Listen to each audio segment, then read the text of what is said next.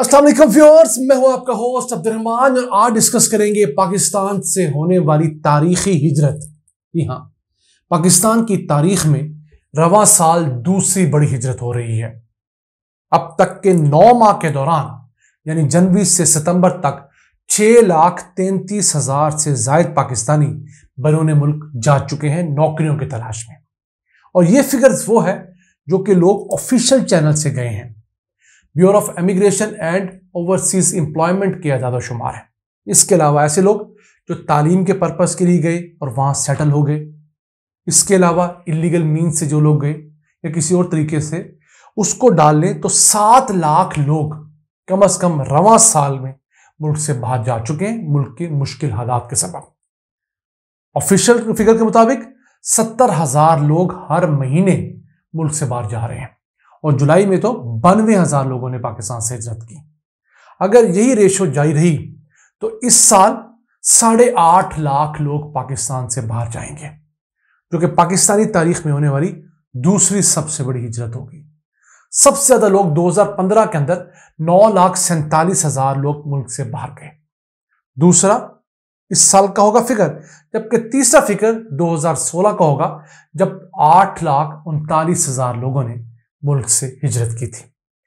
एक तरफ हिजरत अच्छी चीज है, ये लोग ओवरसीज जाएंगे, वहां पैसा कमाएंगे और मुल्क में रेमिटेंसेस भेजेंगे, लेकिन इस दफा उल्टा हो रहा है। मुल्क से बाहर लोग जा रहे हैं लेकिन रेमिटेंसेस हमारी नहीं बढ़ रही।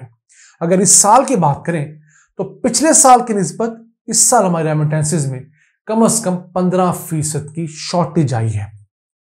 लोगों की बहुत बड़ी तादाद वापस नहीं आ रही। आप अपने इर्द गिर्द डालें तो पता लगता है फलां शख्स भी सऊदीया चला गया, फलां यूएई चला गया, फलां कतर चला गया, लेकिन आने वालों की शरह कहीं कम है। फिर ये लोग मुल्क में रेमिटेंसेस क्यों नहीं भेज रहे? खदशा ये है कि इन जाने वालों की बड़ी तादाद चूंकि पाकिस्तान के हालात से बागी होकर जा रही है, नाउमीद होकर जा रही है, तो शायद वो हवाला हुंडी के जरिए पैसे भेजना प्रेफर कर रहे हैं। अब इन 9 माह की बात करें तो पाकिस्तान से 2,75,000 मजदूर बाहर गए हैं।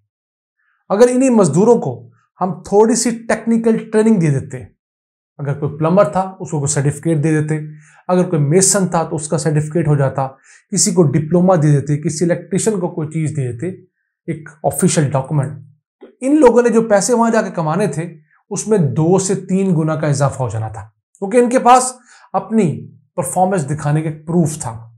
अब ये लोग जो मजदूर वहां 2,75,000 दुनिया भर में गए हैं, वहां जाकर इंतहाई कम तनख्वाह पर काम करेंगे। अरब ममालिक में चूंकि ज्यादा जाते हैं, वहां पर 300, 400, 500 दिरहम रियाल में ये लोग काम करेंगे। मैं सऊदीया यूएई की बात कर रहा हूं।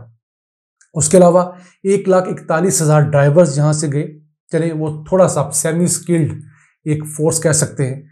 6,351 इंजीनियर्स पाकिस्तान से जा चुके हैं सिर्फ इन 9 माह के दौरान। फिर 2,580 डॉक्टर्स यहां से गए।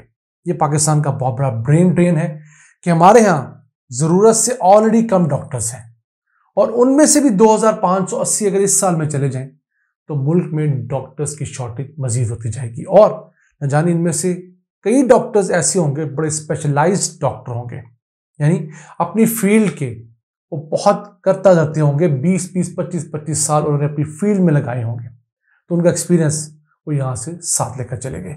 5,876 अकाउंटेंट्स यहां गए। चले अकाउंटेंट्स की पाकिस्तान में ऐसे जॉब्स भी नहीं है। 17,000 लोग तो वो पाकिस्तान से गए हैं जो हाईली क्वालिफाइड कहलाते हैं। फिर हाईली स्किल्ड लोग 35,500 लोग पाकिस्तान से जा चुके हैं। सबसे ज्यादा लोग सऊदी अरेबिया गए, 3,02,000 से ज्यादा थे। फिर यूएई ने 1,73,500 से ज्यादा पाकिस्तानियों को वेलकम कहा। ओमान 44,500 पाकिस्तानियों को लेने में कामयाब हुआ। इसी तरह कतर में भी तकरीबन 44,500 पाकिस्तानी जाकर सेटल हुए।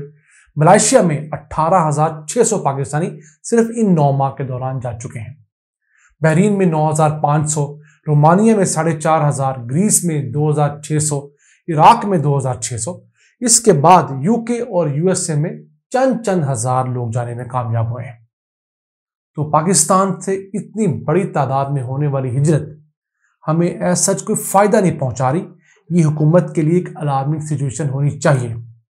इस बात पर तमाम हमारे सरकारी हुकाम के माथे ठनकने चाहिए कि मुल्क से गौल दर गौल जाने वाले ये पाकिस्तानी, ये नौजवान आखिर जा तो रहे हैं, मुल्क की हालात से तंग होकर जा रहे हैं, लेकिन यहाँ पर अपने वालिदैन को, अपने माँ बाप को, अपने रिश्तेदारों को पैसे तो भेजते होंगे। यहाँ पर उनके माहाना अखराजात के लिए, प्रॉपर्टी के लिए, किरायों के लिए, बिजली के बिलों के लिए, तमाम चीज़ों के लिए पैसे तो आते होंगे। वो पैसा कहाँ जा रहा है?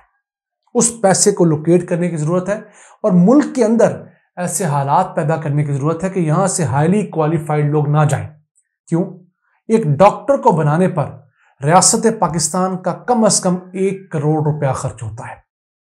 5 साल जो शख्स सरकारी मेडिकल कॉलेज में पढ़ता है उस पर हुकूमत पाकिस्तान 1 करोड़ रुपया खर्च करती है। जो उनसे फीस लेती है वो मुश्किल 1-1.5 लाख रुपया होती है।